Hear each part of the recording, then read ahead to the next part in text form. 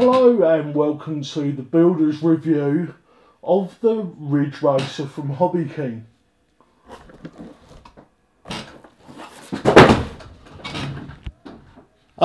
Very impressed with the delivery on this. I think ordered on the Thursday and arrived on the arrived on the Friday. So next day delivery. Okay, it was a UK thing. So in the box you will get a Ridge Racer foam fuselage and the two wing tips, and all the servos and everything are pre-installed, which I thought was very nice.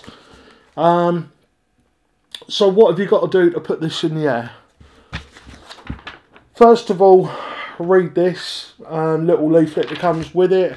I've never flown a slope soarer before, so this is something new for me.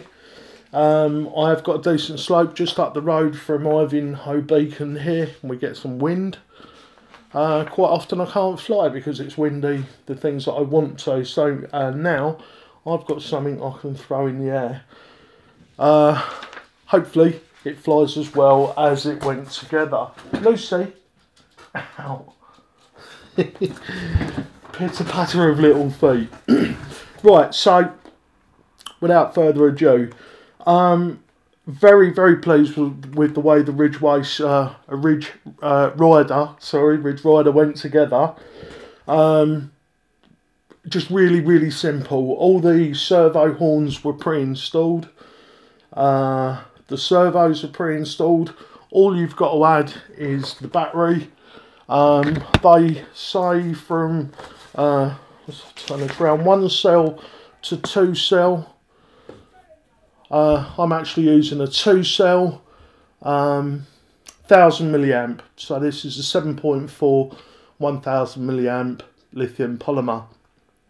Of course you could use NiCad, and if you wanted to,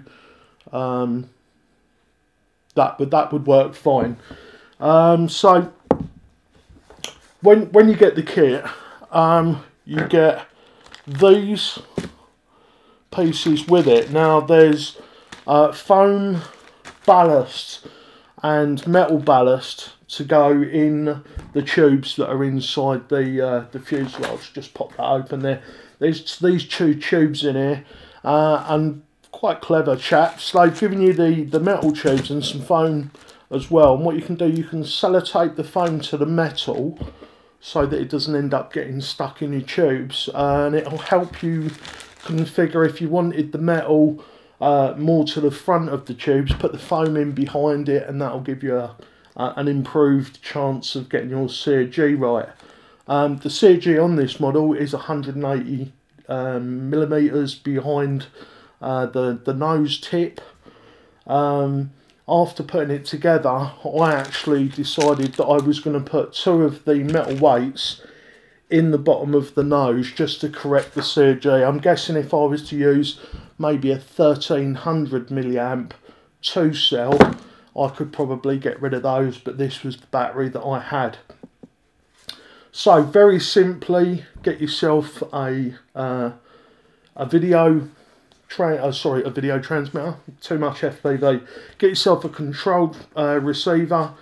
What I've done is actually cut a slot in the top of the canopy so that I can have one of my aerials laying flat and one pointing up. And as you see, 2 little magnets, and that pops together like that. Something else I also did was I cut a little slot into the foam to allow this zip tie to be hot glued into place. So now when that's closed up, if I want to pull it out, I've got a nice little handle. There is a little place for your finger to go in at the back here, which does work, but because of the location I've put the receiver in, I couldn't get to it, so that's how I've got round it. I've made up an XT60 plug for powering up the receiver. These 6-channel receivers that I use from Hobbyking, it's the 615X, will accept voltage from 4.8 all the way through to about 9.6. So if that's incorrect, I will put an annotation in the video, or I'll write something in the description box below. Pop yourself a couple of heat shrink over the clevis on this. This is something that I like to do. I had one let go once and it was the end of the model on a maiden flight. I never made that mistake again. So either a piece of fuel tubing or some heat shrink over your clevises, and that will stop these coming up. The overall quality of the EPO foam does look very good. Mine had a slight crease in it here, but on inspecting the underneath, it doesn't look like it's been folded at any point or put under, you know, a sort of a problematic amount of pressure in that. I guess it's just a moulding mark. But the decals are very nice. It is going to be reasonably easy to orientate with the different patterns top and bottom. So I'm just waiting for the weather now. I'm going to get up and I'm going to be maiden in this. It was about 45 quid. So with a receiver and a battery, assuming you've already got a transmitter, you can be in the air for about 60 quid. And having never done slope soaring before and always finding myself frustrated when it's too windy, I'm hoping that this will give me my thumb stick time that I require. So there will be a flight review of this. I'm just looking over to see if there is anything that I've negated to tell you in the builder's review. Everything did go together really, really easy. One tip, when I glue the wingtips on, it comes with its own glue, which I did use because I thought I would rather give you feedback on their glue than using some of the glue that I use. So I used their glue. I put a skin either side, put it together, pulled it apart, let it dry for a little bit. Before I did that though, I pushed through 2 kebab skewers.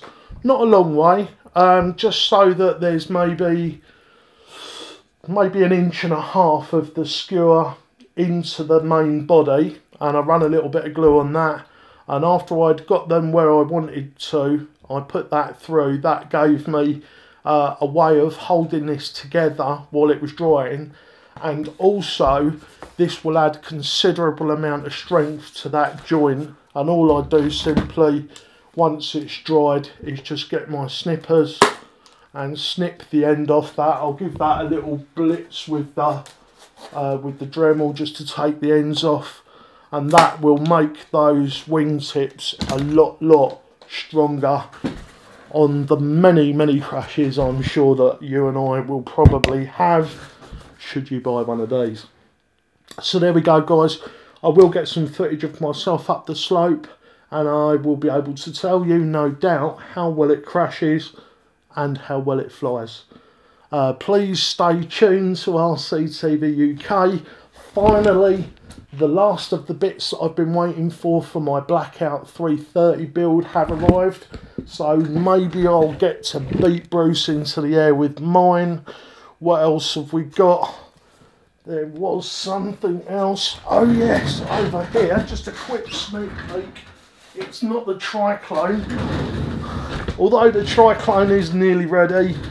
I've just put together a 6-cell Y4. We're calling this the Y Beast.